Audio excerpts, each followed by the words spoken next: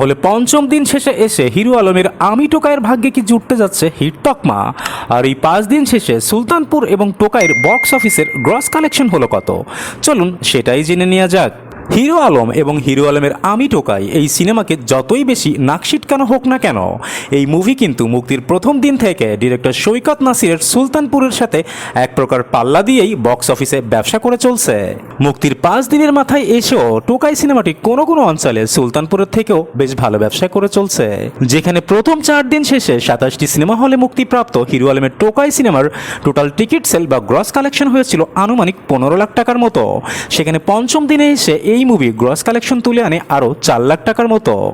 5 দিন শেষে টোকাইয়ের total gross collection বা টিকিট সেল হয়েছে আনুমানিক 19 লাখ টাকার মতো।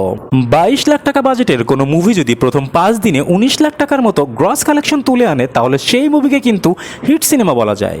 এবং সেই প্রেক্ষাপটে হিরো আলমের টোকাই কিন্তু অলরেডি হিটের পথে।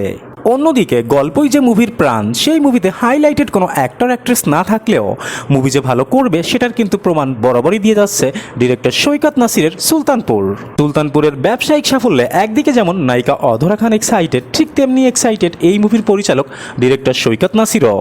এমনকি গুঞ্জনও শোনা যাচ্ছে ডিরেক্টর সৈকত নাসির তার সুলতানপুরের সিকুয়েল নিয়ে অলরেডি প্লটও সাজানো শুরু করে দিয়েছেন।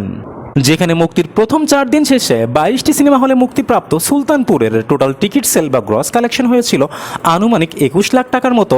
সেখানে পঞ্চম দিনে এসে এই মুভির গ্রস কালেকশন হয়েছে আরও 3 লাখ টাকার মতো। আর 5 দিন শেষে সুলতানপুরের টোটাল টিকিট সেল বা গ্রস কালেকশন গিয়ে দাঁড়িয়েছে আনুমানিক 24 লাখ টাকার মতো। That's it for today. আবার দেখা হবে নতুন কোনো ভিডিওতে নতুন কোনো গসিপ নিয়ে। Till then tata and bye by.